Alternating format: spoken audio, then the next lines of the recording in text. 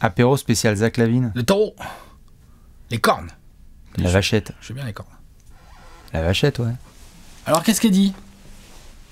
La vachette avec de la détente. Oh là là là là là là là là. On s'installe, tranquillou, entre fans de NBA. Comment ça va, Alex? Bon, écoute, impeccable. Mieux que n'importe quel fan de Chicago. Oh la vache, Je pense. Ah bah tout à Je peux fait. me tromper. Hein. On a fait bien des apéros sur ce début de saison. On a vu bien des équipes de NBA. On a fait un baromètre de waouh, c'est beau à jouer ou c'est absolument atroce. On a vu des comebacks. On a vu aussi des grosses désillusions. Les Bulls, au bout d'un mois de compétition, au global, ne sont pas du tout dans le haut du panier, que ce soit dans les résultats et dans la manière de jouer. Ça, c'est une évidence. Pas dans le haut du panier, ouais, ça c'est clair, c'est la manière polie de le dire. J'ai pas défoncé une gigantesque porte en me disant ça. Hein. Non, je pense que là, c'est carrément la porte de client en cours que j'ai enfoncée à 2 pieds, 2 jambes et une tête. Ce qui est sûr et certain, c'est qu'au moment où on parle, Alex, on va devoir replacer un peu de contexte. Parce que oui, cet apéro n'est pas sur les Bulls, mais sur Zach Lavine. Évidemment, on va parler de Chicago en tant que franchise globale.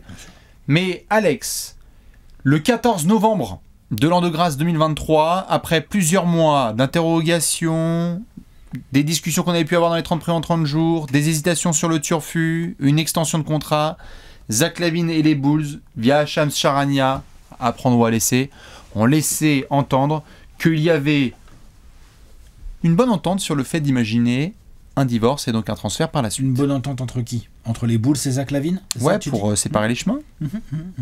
C'est une des rares choses sur lesquelles ils s'entendent. Exactement. Non mais je suis d'accord. En fait, début de saison vraiment pas beau. Limite, les résultats sont limite flatteurs par rapport à comment Chicago joue. Ouais. Non, c'est vrai. Ah, si. Ils ont déjà 5 victoires, honnêtement, et 10 défaites, ou 9 défaites peut-être.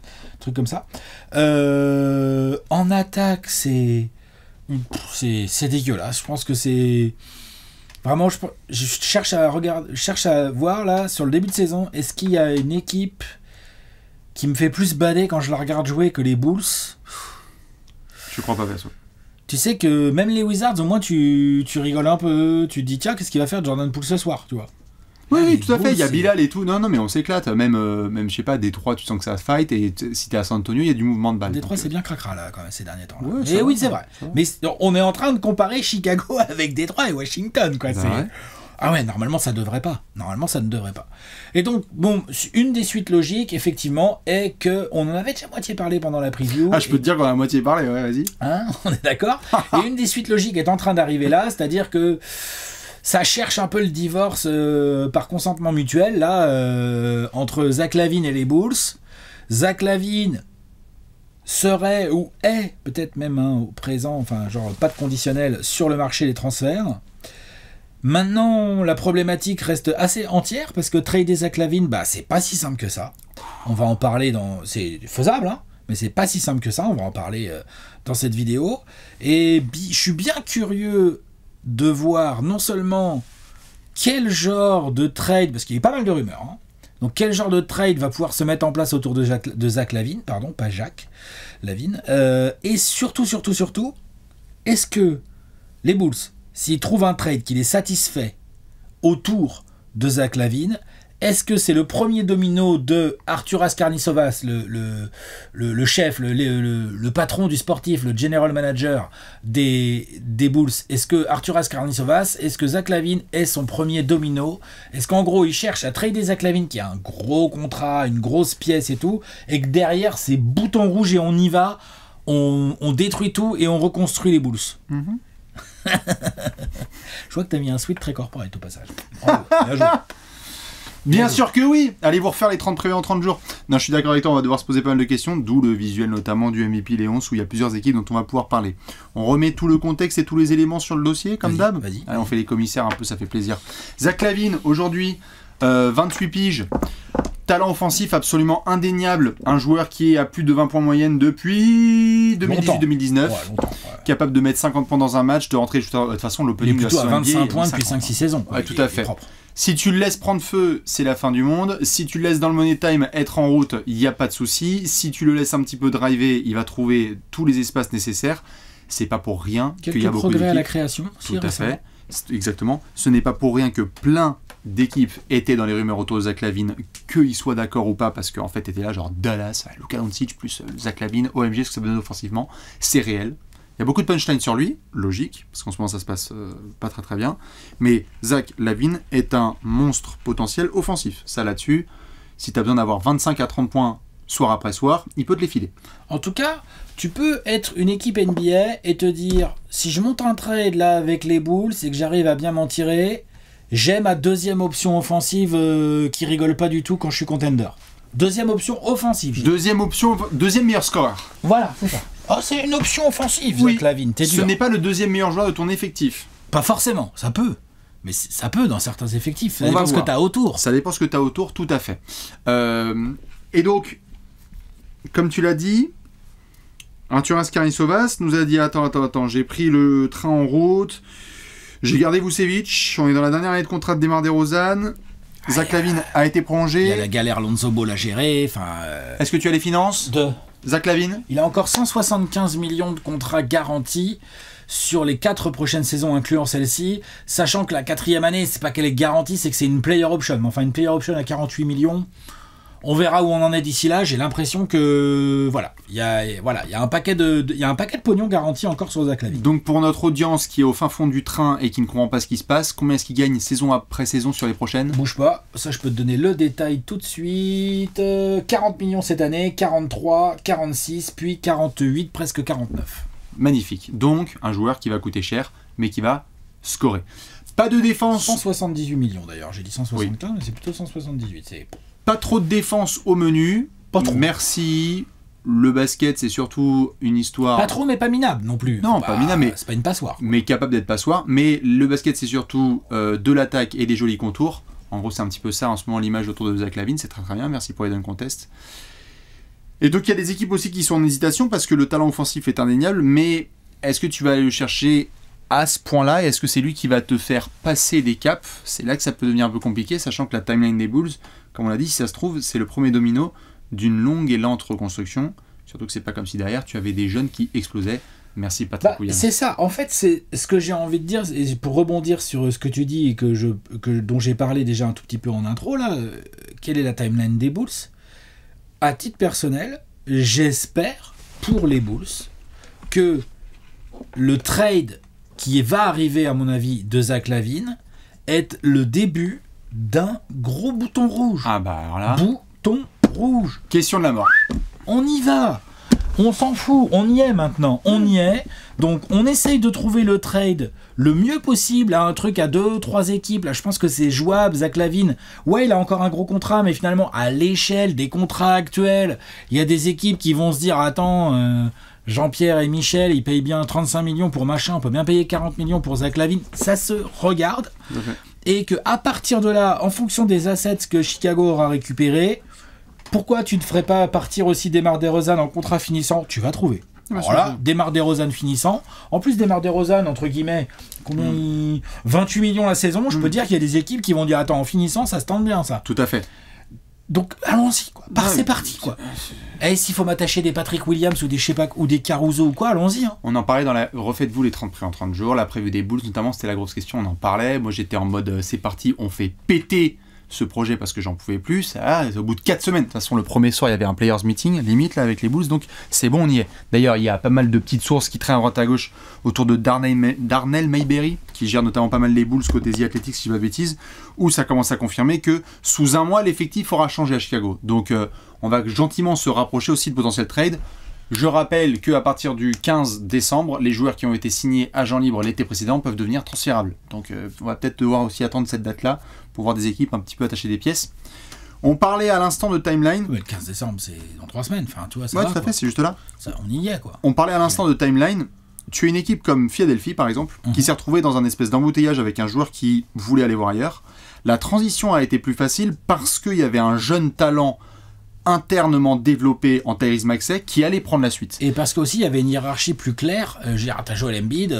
Tout à fait. T'as une hiérarchie claire dans comment tu vas jouer. Là, les Bulls, franchement. Mais t'avais Tyrese Maxey. Ouais, bien sûr. Donc certes, t'avais Joel Embiid, tout à fait, mais tu savais que s'il fallait redonner les ballons dans les mains de quelqu'un, tu savais que. Là, le problème, c'est que. Encore une fois. Kobe White, quand même.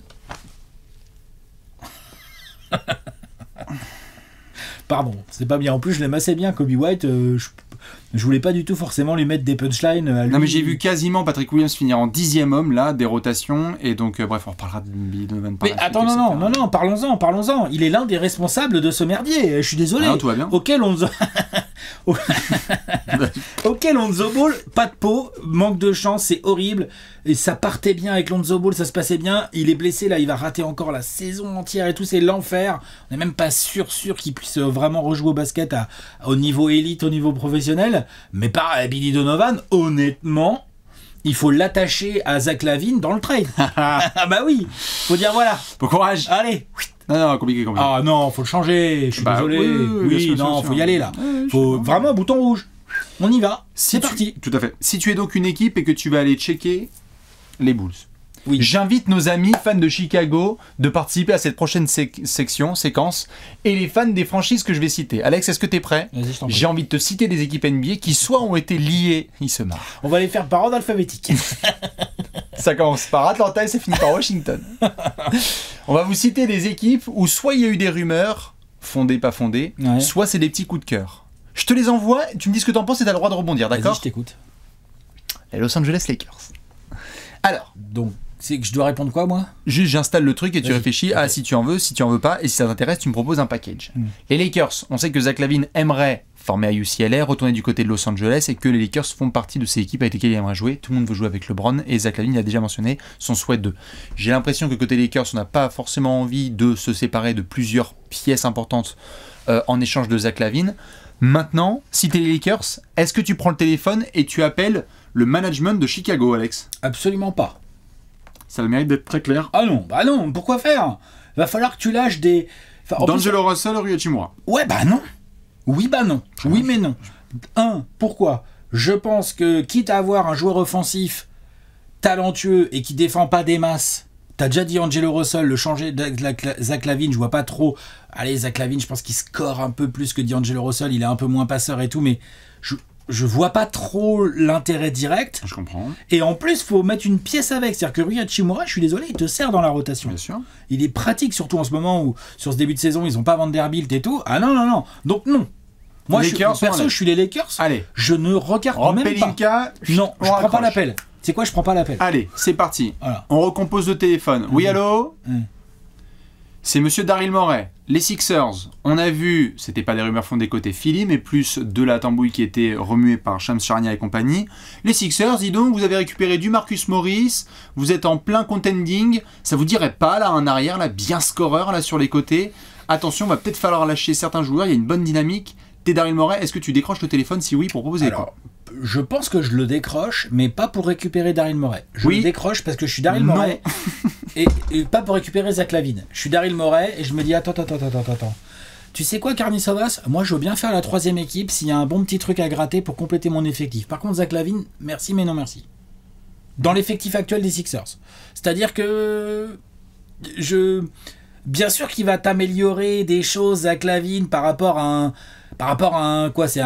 Melton, tu vois, en termes de poste, quoi. Tu le mets à côté de Maxi, mais en fait, finalement, Melton, est-ce qu'il est tellement bien complémentaire de Maxi et de... Enfin, en plus, ils ont récupéré du Batum, du Covington, machin. Non, l'équilibre est pas dégueu. LaVine, ça me paraît être un trop gros truc. Par contre, s'il y a un trade à plus de 2 équipes qui se met en place, là, ouais, je suis Daryl Morey, je fais attendez...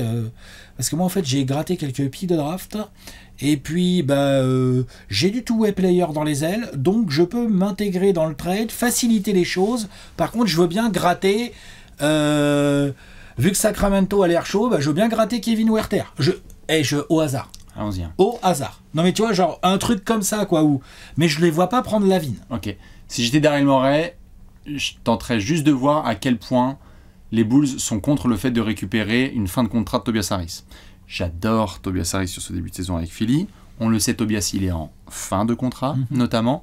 On sait que une des choses dont Philly a le plus besoin derrière Tyrese Maxey, ce sont les non-Tyrese Maxey minutes de quelqu'un balle en main, parce que Pat Beverley, ça va pas être possible. Et Melton, c'est très bien, mais il y aura des limites en playoff. C'est là que Zach LaVine rentre en jeu.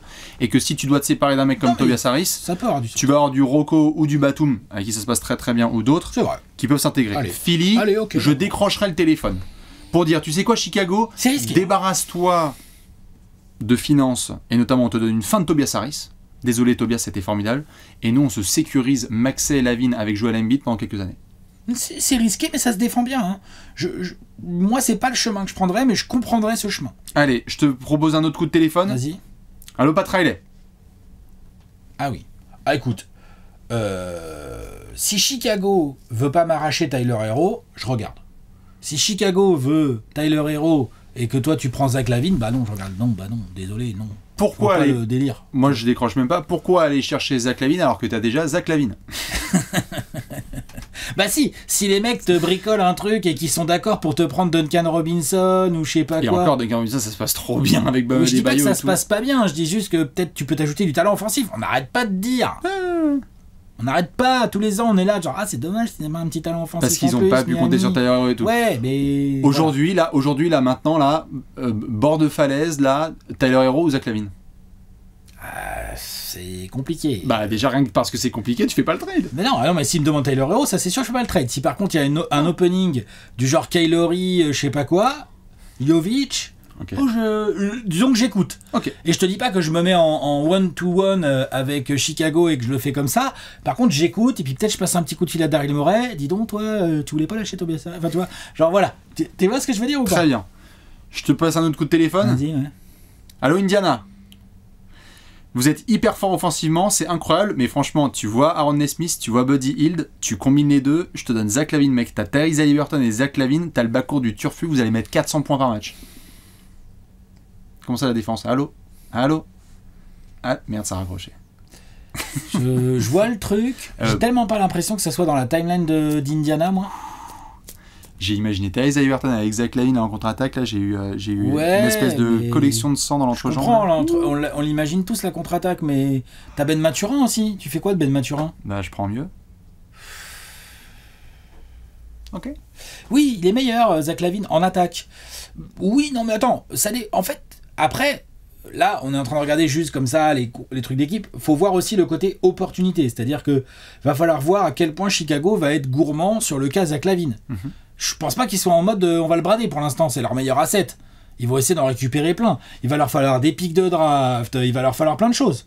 Donc, il faut voir aussi ce qu'une équipe en reconstruction, bien avancée, hein, mais encore en train de monter comme les Pacers, est prêt à donner dans la balance pour vraiment, est-ce que ça leur fait gagner un cap tant que ça? Un peu quand même. Un petit peu. Je sous-estime trop Zach LaVine. Peut-être. Je te passe un autre coup de téléphone. J'en ai plein. Hein. Et dites-moi ce que vous en pensez. Hein. Vas-y. À Orleans Rose, c'est les Knicks. Après, c'est toujours pareil. Si t'es les Knicks et que t'arrives à mettre le contrat d'Evan Fournier avec le contrat de qui? C'est ça qui est compliqué. C'est qu'il y a Evan et après... RJ Barrett, tu lâches RJ Barrett? Non, tu peux même pas. Il faudrait prolonger en fait. Non, mais c'est juste que tu pourrais, mais c'est trop dur. Il faudrait séparer de Josh Hart, mais ils viennent de créer la connexion avec tous les gars de Villanova. Non, il n'y a pas trop de situations dans laquelle tu peux avoir Zach Fournier Barrett. Hein. C'est Fournier Barrett, ou alors t'as Fournier, et moi j'aurais évidemment pas envie, ou alors c'est Fournier, et il faudrait prolonger en scred Emmanuel Quickley, où le dossier n'a pas été terminé à moins que je dise des bêtises. Non. Et là tu fais Fournier et Quickley. Tu prolonges Quickley genre à 20 millions la saison, c'est ça? Je sais pas.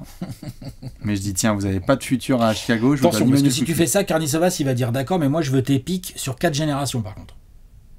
Sinon, Karnisovas, c'est quoi l'intérêt pour lui? Bah, s'il est en rose, il fait calme-toi, c'est Zach LaVine, frère. C'est bon. Je pense quand même qu'il a quelques leverage, Karnisovas. C'est un putain donc, de les Knicks, tu. Non, je dis pas ça, je dis que les Knicks. C'est compliqué. Moi, je serais les Knicks, je regarderais très fort parce qu'effectivement, et surtout sur ce début de saison, là, je suis d'accord. Moi, un mec dans le backcourt à côté de Brunson pour travailler et aider en attaque, ah ouais, surtout quand Randle a du mal à rentrer des tirs, même si ça va légèrement mieux, ouais, non, carrément. Et surtout que t'as le contrat d'Evan Fournier qui. Objectivement te sert à rien puisque tu le payes, il joue pas. Donc non, ouais, clairement. J'ai un autre coup de téléphone très sexy à passer. Dis. Orlando. Vous avez une excellente défense. Il y a des très très bons jeunes. Vous n'arrivez pas à rentrer un seul shoot à 3 points. Et franchement, Jonathan Isaac plus la fin de contrat de Gary Harris, là, vous faites pas chier. Vous êtes sur une autre timeline, là, les Bulls, là, laissez tomber. Là. Donc on vous rajoute ça, tout va bien. Faut peut-être lâcher un Orlando qui appelle Chicago, tu veux dire, plutôt, dans ce cas-là. Faut qu'on se Skype. C'est clair que si Orlando rajoute Zach LaVine Franz Wagner et Paolo Banchero sans trop dépouiller son actuelle défense, ah ouais, Ah ouais. Ah ouais, je kiffe. Parce qu'attention, ça peut être très dangereux tout de suite. Hein. Orlando, on n'en parle pas trop. Le vieux sleeper, là, il joue bien au basket. Hein. Il défend bien. Jalen Suggs, enfin, ça peut être... Voilà. Jalen Suggs, Zach LaVine, tu sais que ça peut être intéressant. Avec du Markel Fultz, ça peut être intéressant. Hein.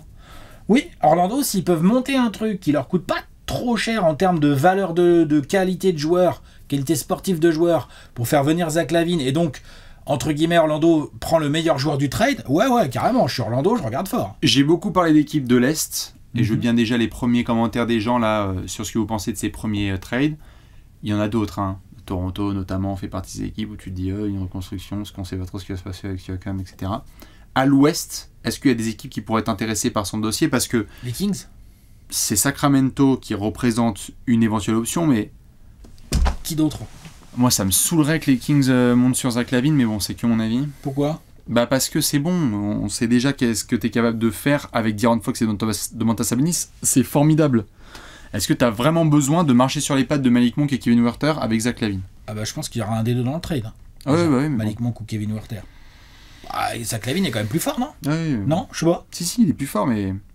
Est-ce qu'il défend vraiment moins bien, plus que ces gars-là? Je sais pas si... Ça se discute. Voilà, je sais pas si tu fais cet effort-là, quoi. Je sais pas si demain, je me dis, le gros move, je suis McNair, je me dis, ok, mon gros move là qui va venir, là où je vais passer le premier tour, là, c'est quand je vais avoir Fox, LaVine, Sabonis. Non, je suis d'accord. Pour moi, le gros move sur lesquels les Kings devraient éventuellement essayer de monter, c'est Pascal Siakam. Voilà. Mais c'est vrai que Zach LaVine, je valide un peu moins. Mais je pense quand même qu'il améliore un peu l'équipe. Hein. Faut quand même, sur le poste pile-poil, il est pile-poil sur un poste où il améliore l'équipe, je pense. Et après, j'ai un blasphème.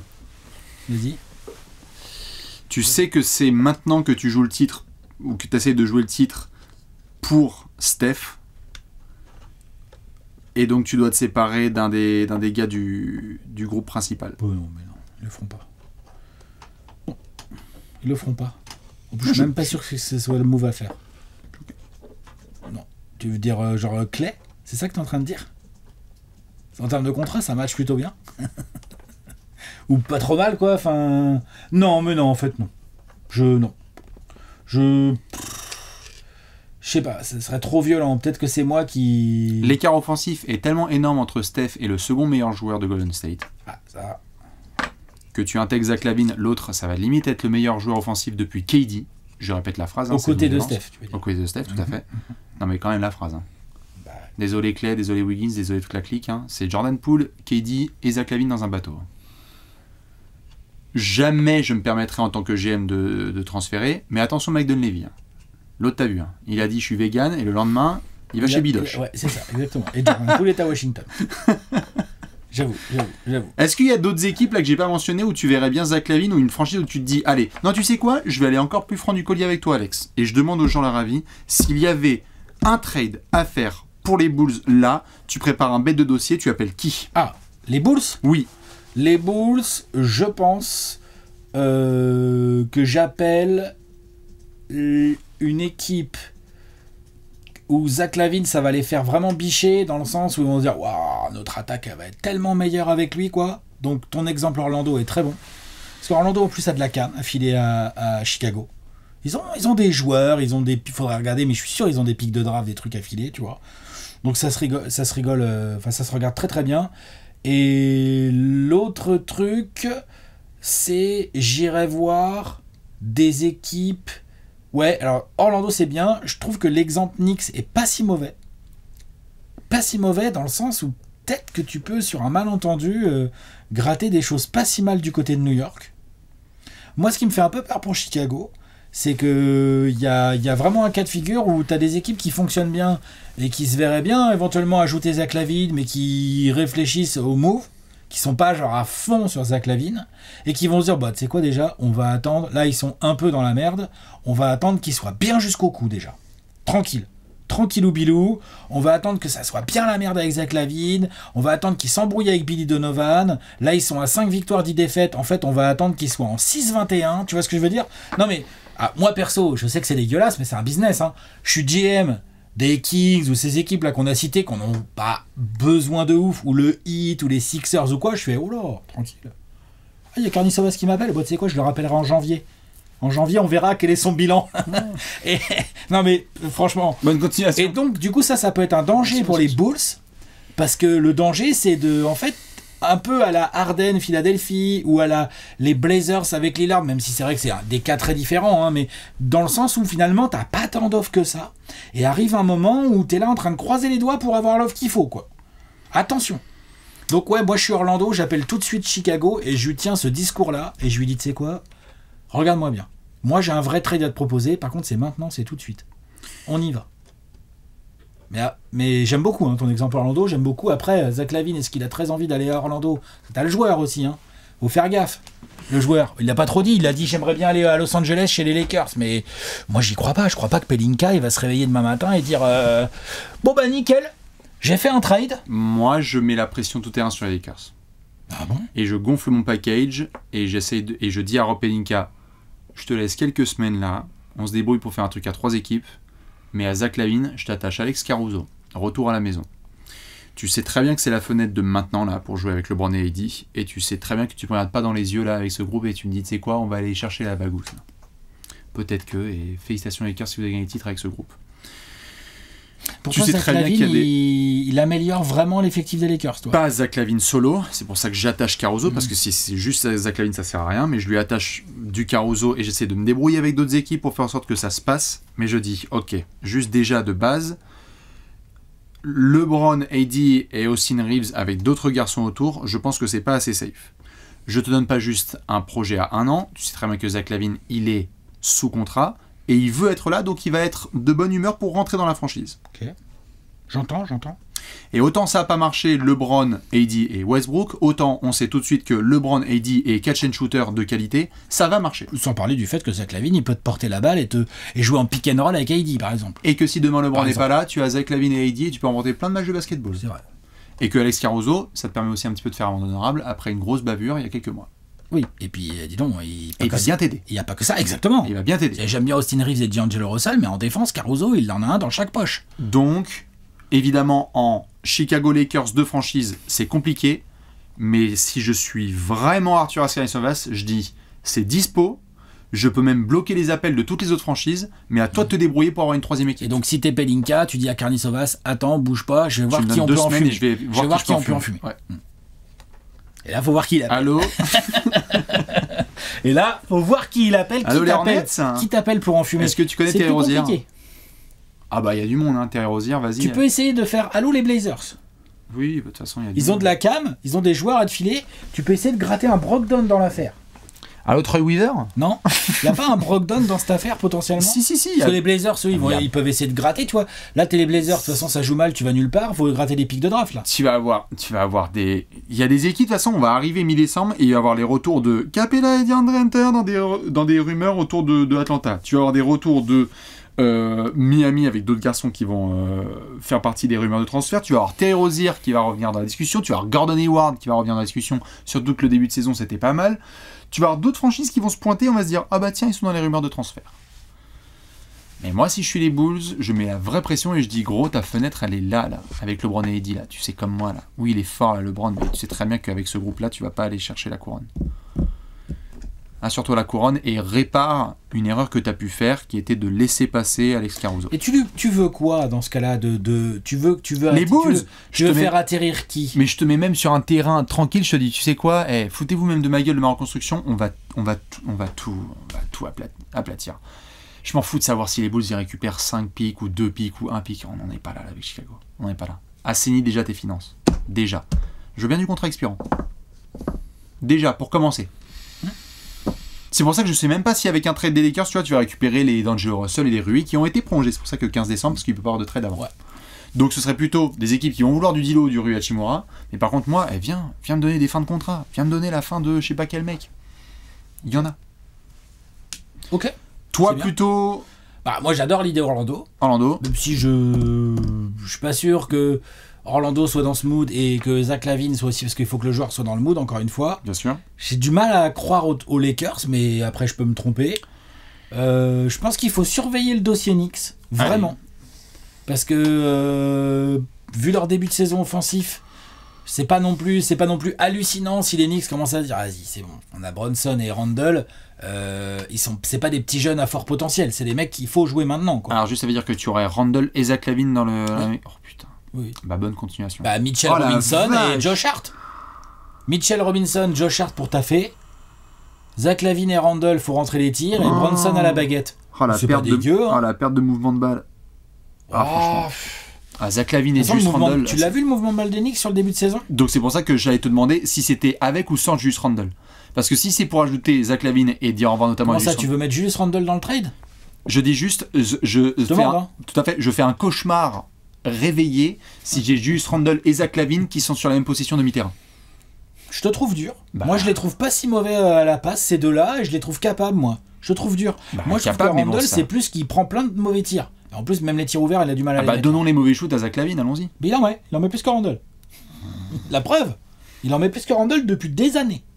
Des années. Si les Knicks se sont foirés sur Donovan Mitchell, please ne vous rattrapez pas sur Zach LaVine, s'il vous plaît. S'il vous plaît. Faites pas cette erreur-là. Vraiment. S'il vous plaît.